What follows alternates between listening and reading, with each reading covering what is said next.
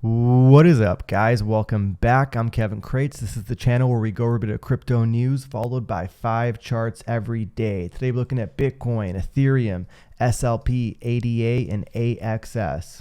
And as always, if you're just here for a specific chart, timestamps are down in the description below. Make sure to hit that subscribe button and turn that bell on to catch notifications for all daily uploads. Bit of a stagnant 24 hours in the crypto markets. Bitcoin and Ethereum pressed right up against resistance, not showing too many signs of strength to break through. However, the rest of the market having a bit of a pump thanks to all that action. Polkadot up around 6% today, Uniswap 6%, Solana 5%. A few standouts, XLM and Atom up over 10%. And as always, AXS, just a dominant force in the market, up around 31% today. However, if Bitcoin and Ethereum can't break through those resistance levels, we should see these prices start trending back down. Taking a look at today's news, we have JP Morgan making headlines. JP Morgan says a lot of clients see cryptocurrency as an asset class and want to invest. The article quotes JP Morgan's asset and wealth management CEO saying, "A lot of our clients say that's an asset class and I want to invest. Our job is to help them put their money where they want to invest." And we also had this article here today. JP Morgan greenlights wealth management advisors to take crypto fund orders. JP Morgan has opened the doors to wealth management clients looking to invest in crypto funds. However, the article also states, notably these offerings are not themselves crypto investments, but rather trusts based on the performance of crypto assets. JP Morgan is also only authorizing its advisors to process these orders if they come from clients themselves, barring the advisors from presenting crypto-based funds. In May, CEO Jamie Dimon told Congressional Committee, "My own personal advice to people is to stay away from crypto." And we only see more of this as the weeks go on. We recently saw Goldman Sachs start offering Bitcoin futures trading. So for those reasons, it's not really a question of will other Wall Street banks and institutions get involved in Bitcoin and crypto trading. It's really just a matter of when at this point. We have some SEC regulatory news coming out today. SEC chair hints some stablecoins are securities. According to SEC chair Gary Gensler, stock tokens and stablecoins backed by securities might be treated as securities under U.S. law. He was also quoted saying, "Make no mistake, it doesn't matter whether it's a stock token, a stable value token backed by securities, or any other virtual product that provides synthetic exposure to underlying securities. These platforms, whether in the decentralized or centralized finance space, are implicated by the securities law and must work within our securities regime." The article did touch on a couple stablecoins such as USDC. Circle, the issuer of USDC, published a breakdown of the assets backing the stablecoin. In addition to cash, the token is backed by money market funds, commercial paper, corporate and municipal bonds, and certificates of deposits issued by foreign banks. And some of these reserves, including the money market funds, bonds, and commercial paper, are currently treated as securities under U.S. law.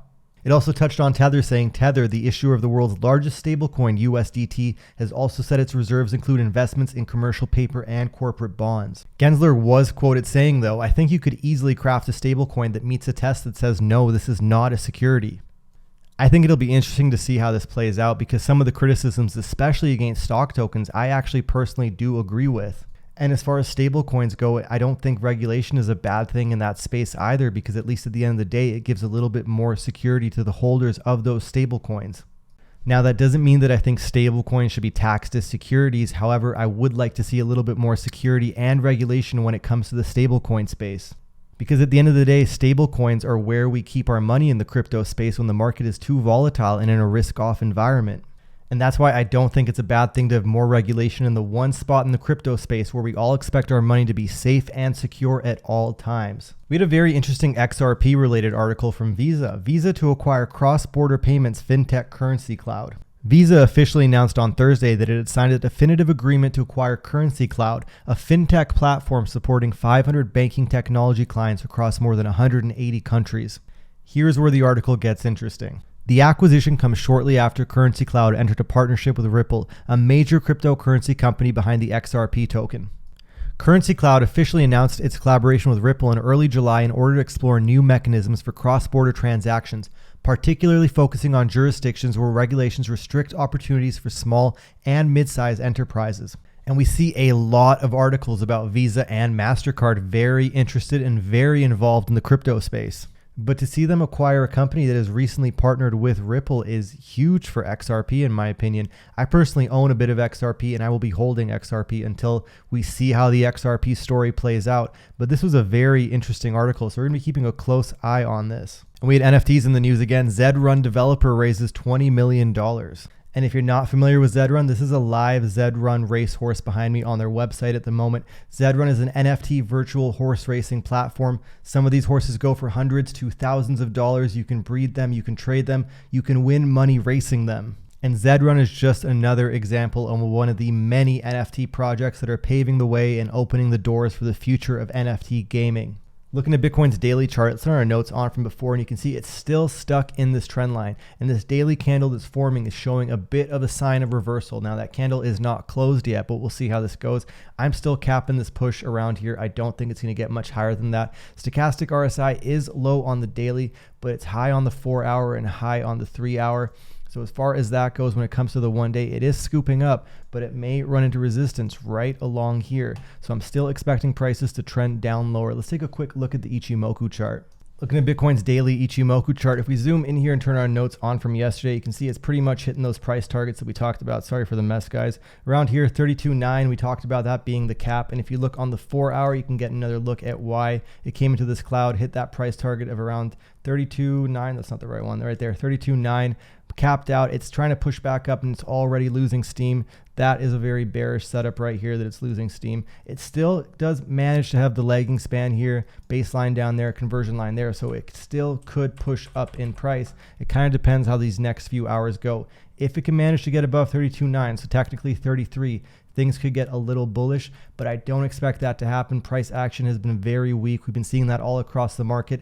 Everything is just right up against resistance, and every time Bitcoin dips down, everything drops with it. So as far as price targets go, I'm still expecting Bitcoin to come back down to around 28,000 in the coming days. This push, if you look on the daily, it's even capped out by the baseline here. It's not surprising. And for it to come and challenge the Kumo cloud around 34 would be very surprising. If I turn all of this off, you can see here, it has not done that since around pretty much the May 19th crash. And the last time it did challenge the Kumo cloud around June 15th, it did dip a lot lower. In fact, that was when it dipped down to 28,000 for the first time.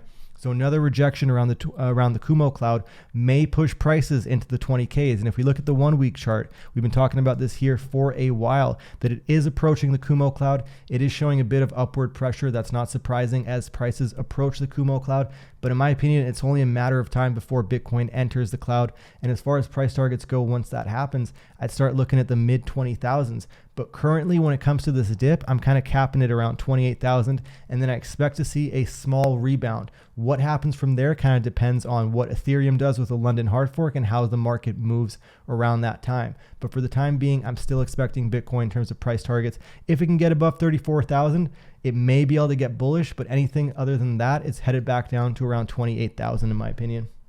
Looking at Ethereum's daily chart, let's turn our notes on from before. And before we even do that, actually, let's keep the notes off. You can see here that it's pushing above the 200 EMA and building support, a much more bullish setup than Bitcoin. But if Bitcoin starts to dip, I would expect that Ethereum may dip. However, we do have the London hard fork coming up. And if we remember leading up to the test nets here, Ethereum was able to not only pump, it was able to pump the entire market up with it. So as far as price targets, the 1 day is looking actually decent, but the 4 hour stochastic RSI is extremely high, and it does need to claim this 200 EMA that it's coming up against around 2090. If it can't claim that, which is this resistance level here, then I would expect prices to trend back down for the time being, at least to around the low 1700s. But if Bitcoin starts to dip and Ethereum is not pumping leading up to the London hard fork, prices for Ethereum may dip as low as 1,500, and below that 1,000 is possible. I'm still kind of not putting this in the conversation. I don't think it's headed there yet. As far as Ethereum price targets, I'm still watching 1,500, but currently we'd want to be watching more around the low 1,700s. If it can manage to get above 2090 to 2,100, possibly things could get bullish, especially with the London hard fork just right around the corner. But for the time being, I'm still watching these lower price targets of around 1,700 to 1,500. Let's jump over to the Ichimoku chart for a sec. Looking at Ethereum's daily chart, let's turn our notes on from before. I'm not going to spend too much more time talking about Ethereum because those price targets pretty much stand on this chart as well.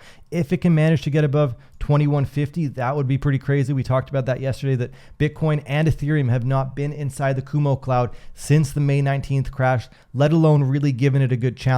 Overall, it's kind of capped out on the baseline like we talked about yesterday. It does not seem to have the strength to push up. This candle is not bad, but the candle has not closed. It might press a little bit lower, show signs of a reversal, and then we would expect prices to start trending back down to the low 1700s. And below that, we're still watching 1500. So as far as price targets go for Ethereum, you're you're going to want to watch 2100. If it can get above there, things could get interesting. And if it can get above 2150, things could get very interesting for Ethereum. But for the time being, I'm still expecting prices to trend back down to at least 1725 and possibly around 1500 after that. Looking at SLP's daily chart, let's put our notes on from the last time we talked about this. You can see it's kind of just stuck in between this 24.8 to 34.5 price range. The thing about SLP is it is a token that you earn for playing the game. So at the end of the day, people are selling it more than they are acquiring it, unless there is some kind of staking method for SLP that I'm unaware of. But overall, when it comes to farm tokens, when it comes to tokens you're earning on a general basis, people are going to be dumping that token more than they're earning it. So you won't see too much high volatility when it comes to these tokens. But as far as SLP price targets, I just expect it to keep kind of trending in between 24 to 35. It did hit a high of around 40. Let's jump over to the Ichimoku chart for a sec. Looking at SLP's daily Ichimoku chart, before we even turn our notes on it is a very decent looking chart. Stochastic RSI is low, RSI is high in uptrend zone. It still managed to stay above this area of around 27, which is the baseline. You don't necessarily want to see the conversion and baseline cross because this Kumo cloud is not very thick, but it is still a very decent looking chart. If we turn our notes on the 4 hours here, you can see this resistance level of around 29 is pretty crucial. It needs to get above 32 for this to be kind of bullish and make a push for all-time highs. But you want to keep your eye on these lower price targets. You don't really want to see it break below 21. I'd expect 25 to kind of become a decent base price for SLP and watch it range between 25 to 35 cents. But in terms of price targets, that's really what you want to keep your eye on for SLP, somewhere between 25 to 35 cents for now. But on the 4 hours, if it can build a support around 32, kind of make 32 to 35 a decent price range where it builds a strong support. In that scenario, it could make a push for those all-time highs and maybe set a new range for SLP. So price targets for SLP you want to keep your eye on: 21 on the lowest range, 25 to 32 on the mid range, and 32 and above for the higher range. Looking at Cardano's daily chart, it's on our notes on from before, and you can see this pretty much moved exactly how we talked about, landed on that price target pretty much right on. And like I said before, I don't see Cardano going too much lower than $1. However, now that it's kind of hanging out in this lower price range of around 123, 120 to 118, it may go lower if Bitcoin continues to dip, which is when I would keep my eye on this next price target of around 92 cents. Other than that, I really cannot see Cardano going too much lower than that. This is still a very good looking chart. If we jump over to with our notes off, you can see it's still hanging on to that 200 EMA, only really dipping below a couple times and recently. But as far as Bitcoin pulling the market down, it's still very possible that this could go lower. Stochastic RSI is low, RSI is low on the daily, and on the 4 hour it's high. So it may kind of consolidate in this lower range now, which is why I'm kind of keeping my eye on this lower price target of around 92 cents in case there is another dip. Let's jump over to the Ichimoku chart. Looking at Cardano's daily Ichimoku chart, and if we turn our notes on from before, you can see pretty much moved just like we talked about, hit that price target right on. But if we hit our 4 hour chart here and take the notes off, you can see just like the rest of the market, it's just pressed right up against resistance over the last 24 hours. If we jump over to the daily, you can probably see it more clear here. Well, here's the baseline, but on the 4 hour, it is the Kumo cloud. So as far as price targets go, Cardano needs to get right above this area here of around 120, which I don't expect to happen unless Bitcoin can push prices higher. Bitcoin doesn't currently seem to be moving in that direction. That could always change over the next 24 hours. But if price targets start to move down in terms of Bitcoin, I'd start watching out for these lower price targets of around 92 cents that we talked about on the other chart when it comes to Cardano.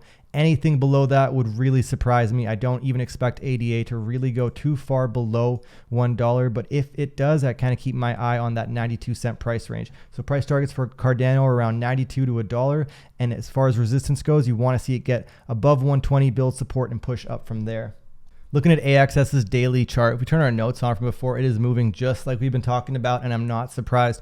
AXS is such a bullish project. We are seeing a bit of downward pressure on this candle now. You can see it's forming throughout the day. It is getting pushed down in price. So as far as price targets, judging by that, I kind of expect AXS to hold on to this higher price target of around 19 to 20. Below that is possible. It may come back down towards 16, and this may just be a lower top as it trends down lower, but that would surprise me because if we take a quick look at the Ichimoku chart, looking at AXS's daily Ichimoku chart, before we even turn our notes on, such a bullish looking setup. Lagging span way back here. Prices have managed to get back above the conversion line. The baseline is well below down here. The Kumo cloud is way over here. Stochastic RSI is still low, and the RSI still sky high in uptrend zone. So if we turn our notes on and take a closer look at what's happening on the 4 hour chart, Looking at the 4-hour chart, if we zoom in here, you can see that it's managed to get above the Kumo cloud like we talked about, build support, and now it's trying to claim this 25 resistance. That is going to be a very important resistance for AXS, because if it can manage to get above there, it's only a matter of time, in my opinion, before it can get back above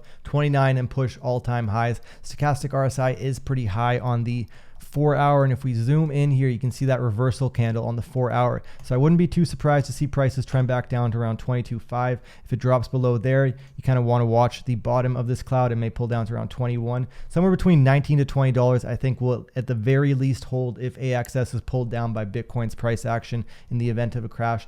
Anything below that, it may retest this yellow line of around $14, $15, around 16, somewhere, yeah, around $14 to $15 at the very lowest for AXS. But on the daily, you can see this is still such a bullish looking setup. So my price targets for AXS, you're going to want to watch those price targets. Can it get above $25? If it can't, it should hold around $19 to $20, but AXS is still a very bullish looking chart in my opinion. So price targets, you got to watch that 25 resistance. Other than that, it'll probably pull that back to around 19 to 20.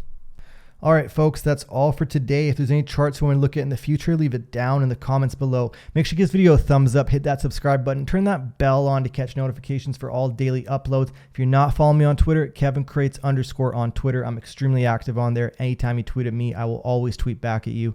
I hope you all have a great rest of your day. I'm out.